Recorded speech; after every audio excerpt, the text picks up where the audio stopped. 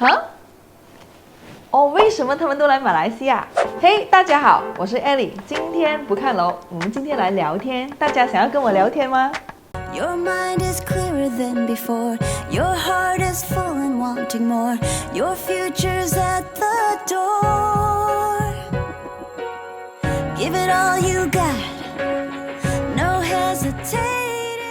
因为房地产和 YouTube 的关系呢，让我接触来到很多国外的询问，都询问有关于马来西亚的房地产啊、房产买卖、第二家园、学校、医疗、菜市的价格啊、天气啊、太阳啊、下雨啊，什么问题都有，每天都收到不一样的问题，真的蛮有趣的。那很明显的呢，就是可以看到啊，这2年的询问是增加了，也因为这样呢，我是了解了很多外国人过来马来西亚置产的原因。那我今天就想要跟大家分享一下，如果你也是有意见想要发表的话，欢迎在留言区留言哦。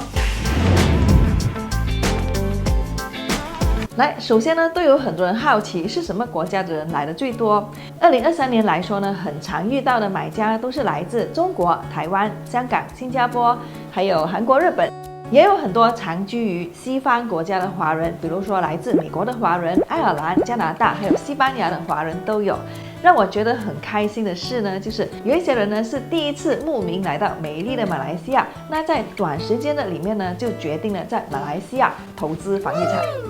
而来到马来西亚，大部分置产的地点呢，都集中于吉隆坡和槟城。OK， 那我们就来看一下他们来马来西亚置产的原因。首先，第一，退休以后自住。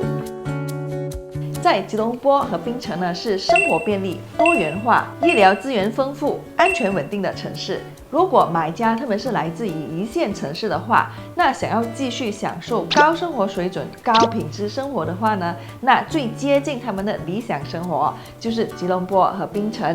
而且呢，相较于他们现在居住的国家，我们的吉隆坡和槟城的房产价格和生活成本都便宜很多，把钱省下来，好好的养老退休，都是很多人的预算里面，而且呢是轻松负担得起的。在这里呢，我也顺便跟大家分享一下他们的常问题，就是马来西亚有天灾吗？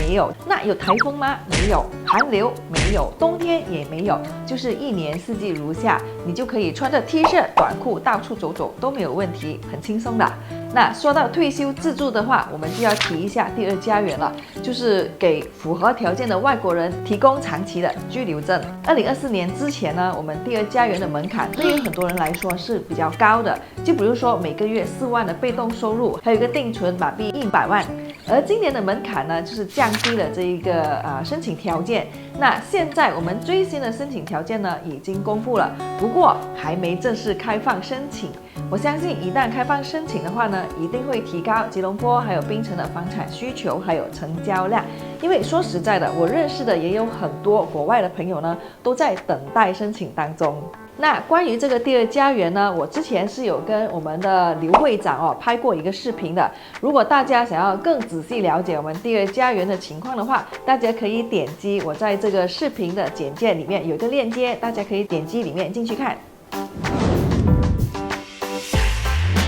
OK， 好了，那现在第二个原因了，就是小孩上学。高质量的教育资源，还有教学环境。马来西亚的国际学校呢，多数采用国际课程的体系，比如说 IB 国际文凭，还有 IGCSE 剑桥国际通用中学教育，就让我们的学生呢可以与国际接轨。那同时呢，也提供了多元文化的学习环境，在这里的学生呢可以接触来自不同的国家和地区的同学。在马来西亚本来就有3大民族嘛，加上学校里的同学呢，有的来自于西方国家、欧美国家、印度国家、印度尼西亚等等，所以这些呢环境呢都可以培养小朋友的国际视野，还有跨国文化的交流。再加上呢，这里是英语教学的环境，让很多华人来自于亚洲国家的小朋友呢，都可以在这里快速的掌握英文沟通还有学习，也成为了之后他们要出国到欧美的国家上大学的一片踏板。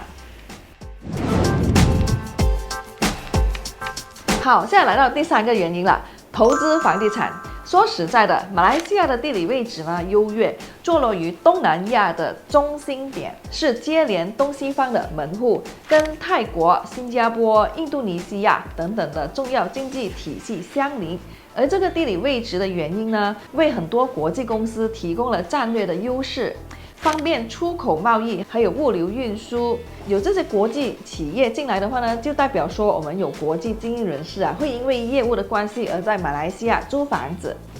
而一般上呢，在我们马来西亚，比如说吉隆坡这个租金回报呢，一般上都会有4%到6%的这个租金回报。而另一方面呢，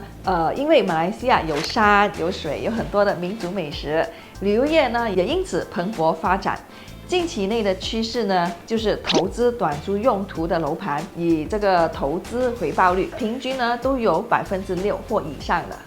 而关于这个投资短租用途的楼盘我之前也是有拍过视频，就是关于吉隆坡做 Airbnb 酒店式公寓的这个视频，大家也是可以在简介那一边寻找这个链接，点击进去。OK， 那说到马来西亚投资的话呢，其实我相信会有一些不一样的声音出来的，就是说马来西亚的房价不涨租金不起等等如果要翻倍增长的话呢，是的。30%或者是50%这样子的增长的话呢，那马来西亚的确是不能满足这一方面的期望的。你可以说马来西亚的房子呢，它是稳涨，它不跌。OK， 在每年平均大约10%或者是接近这个升值的增长率，大概就在这里了。所以呢，大家在这里可以看见，我们这里投资房地产的目的是不一样的比较多就是稳涨，还有这个投资的回报为主。那还有其他的一些因素，比如说马币的汇率疲软的问题。那其实马币疲软的这个时候呢，反而是外资进来的机会，因为成本低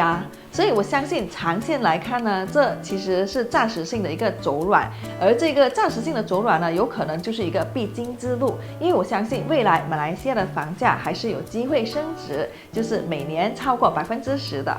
好了，刚刚所分享的3大原因呢，第一，退休自住；第二，小孩上学；第三，投资。对，投资房地产。而这3大原因呢，就是有很多外国人近这1-2年呢，就很留意马来西亚房地产而过来自产的原因。好了，今天的分享呢就来到这里。如果镜头前的你呢，也是在考虑着马来西亚的房地产到底有没有投资的这个价值，又或者是小孩想要过来上国际学校的话呢，欢迎大家联络我的这个电话号码，我们呢可以为你分析马来西亚哪一个地方的房地产是适合你的。OK， 那在结束之前呢，也记得点赞、订阅还有分享，我们就下一集见，拜拜。